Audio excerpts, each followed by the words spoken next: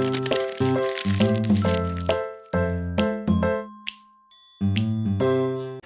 guys, I'm back again and I have for you today my wrap up of January and February. Now, yeah, I'm not so keen on doing wrap ups every month, so I'm going to be doing my wrap ups every 2 months because I think it's just better, because sometimes I read a lot and sometimes I don't, and wrap ups can kind of get kind of boring. So yeah. All right, so first month of January, I read all of these. So first, I picked up Saga, and this is the bind up. And I love this cover. All right, now this bind up I read over again because I felt like I needed to read it consecutively and just see if I felt the same way about it. And I still do. I think I gave it 4 stars. I love this story. I think it's just so well done. And I won't be reading any other parts of Saga until the second bind up comes out because I prefer reading it in the bind up. Okay, then at the same time I had finished up, this is Nagib Mahfouz's Palace Walk, the first of the Palace Walk trilogy, and I love this. I thought it was really good. I gave it 4 stars. Family saga taking place, I think it's the 1930s, British rule and all that, but what's really fascinating is how messed up the dad is in this family. Oh my God, what a mess he was. And then, like, you know, one of the sons is pretty messy too because he's just like his daddy. But anyway, yeah, this is really something that's good to read because it puts you in a perspective of Egypt in its time period before, you know, with the British rule and stuff like that, and just to see the mess this family gets up to. But anyway, I am anxious to get to part 2. I just have no idea when I will. So we'll see. Next, I picked up Herta Müller's The Appointment, which I was supposed to be buddy reading with Christy and Malinka. Looks like Malinka gave it the same as me. I gave it 3 stars. And I think Christy gave it 5 or 4 stars. I can't remember. Now, let me tell you, I went into this book not really knowing much about it. But when I started reading it, I felt like, yeah, this is really interesting. But what I really found was that it gave me such a claustrophobic feeling. It was kind of creepy. Now, it gives a good overview of what it was in the Eastern Bloc countries, you know, KGB and spying and, you know, the population under serious duress for everything. People drink a lot. It's very dark and, you know, so as I was reading along, yeah, I thought it was interesting, but I still thought there were too many parts where it was just really slow and a bit repetitive at times. But all in all, I gave it 3 stars. It is a good book, but it's a book that should be read like quickly. Do not pick this book up and then put it down like 2 or 3 times like I did, because then it's just going to take longer for you to finish reading it. But all in all, it's a good book with some slow bits. But it does give you a good impression of, yeah, this Eastern Bloc country and all of the control and stuff. So, yeah. Then, next, I picked up The Memory of Love, which you know is by Aminata Fona, because I did a review on this one.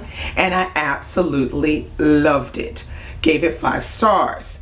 Really thought that it's really something you should try to pick up. Because, yes, it is a book that is set in Sierra Leone, and I don't know crap about Sierra Leone, but now I'm more interested in finding out about it. And yeah, the story is written with a lot of care, very poetic, very interesting storyline, and it's extremely complex. So really worthwhile to read if you can, you know, get through the first 100 pages, because those are the hardest. And then I picked up this, which is Before You Suffocate Your Own Fool Self, which I had started reading in December, but you know how I am with short stories.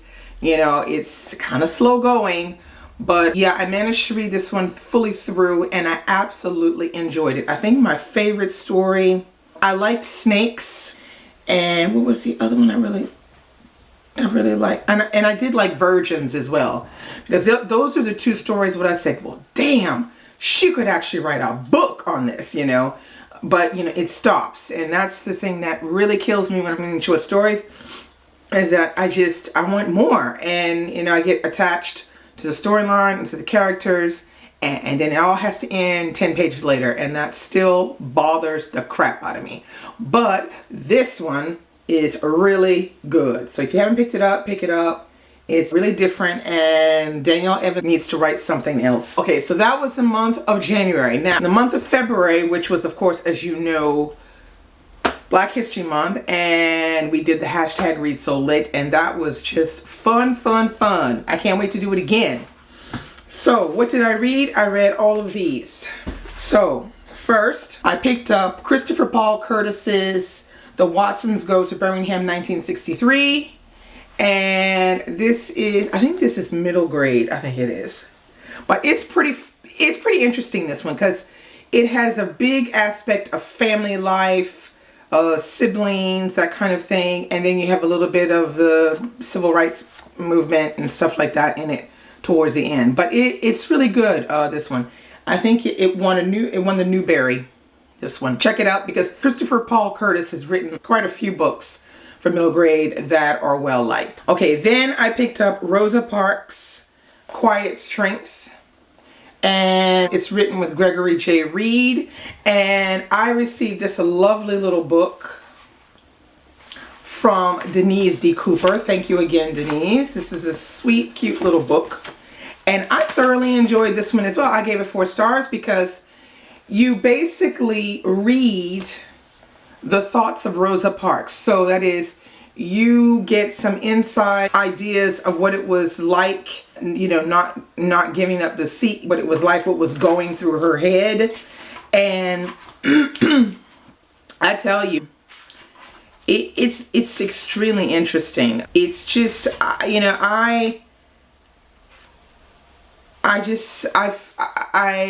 you know, you hear so much about what people sacrifice for us to be free, you know, blacks, to be able to be educated, to work, and to do so many things.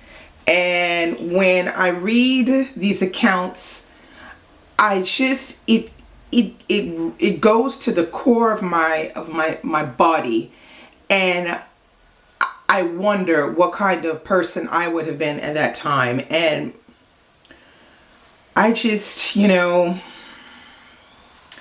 I don't know. I question what kind of person I would have been. I'll just read a little section of it so you understand what I mean. I did not get on the bus to get arrested. I got on the bus to go home. Getting arrested was one of the worst days in my life. It was not a happy experience. Since I have always been a strong believer in God, I knew that He was with me, and only He could get me through the next step. I had no idea that history was being made. I was just tired of giving in. Somehow I felt that what I did was right by standing up to that bus driver. I did not think about the consequences. I knew that I could have been lynched, manhandled, or beaten when the police came. I chose not to move. When I made that decision, I knew that I had the strength of my ancestors with me. There were other people on the bus whom I knew, but when I was arrested, not one of them came to my defense. I felt very much alone. One man who knew me did not even go by my house to tell my husband I had been arrested. Everyone just went on their way. Lord.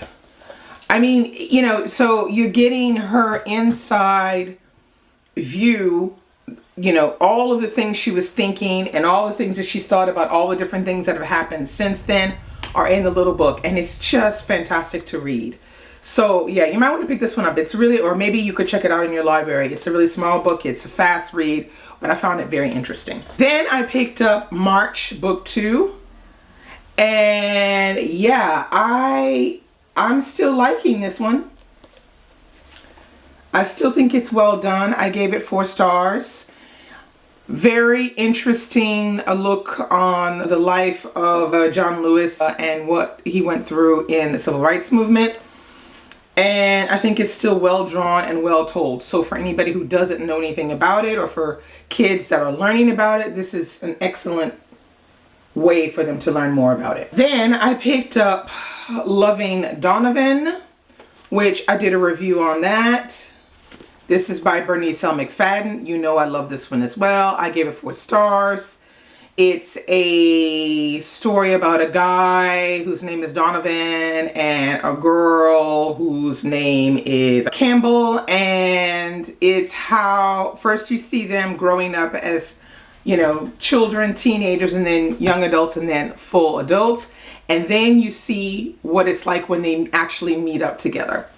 Really, really well done. This book was written a while ago, and it was just re-released not so long ago in this beautiful blue and yellow cover. I urge you to pick up something by Bernice L. McFadden. Even if you don't pick this one up, there's some other ones you can pick up as well. Really, really good read. Then I picked up Lighthead. You know all about this one because I did a review on it. I will link that below as well. And it is by Terrence Hayes. And you guys all remember the picture of Terrence Hayes, the good-looking brother. Yeah, read this. It's really good. Excellent poetry. Thank you again, Derek, for suggesting this one to me. Okay.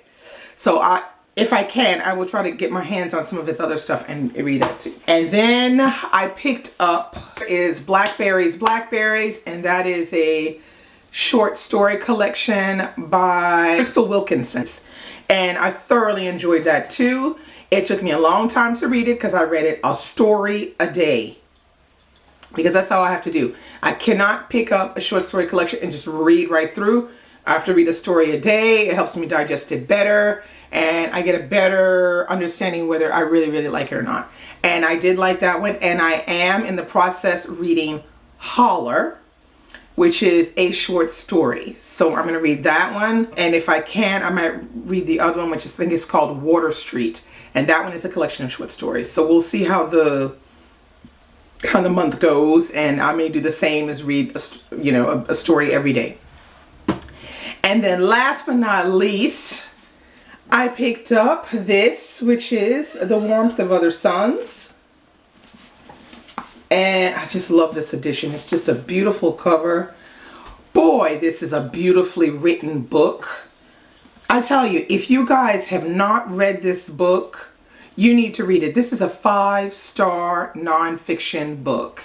And I can't see anybody rating it any less than 5 stars because when you see the research that she went through, Isabel Wilkerson, to compile this book and to make it flow like fiction, wow, I say hats off to her. And not only that, but I have all these tabs, and these tabs are marking historical events and things that I hadn't heard of before that I found interesting and wanted to know more about. So I marked these up a bit.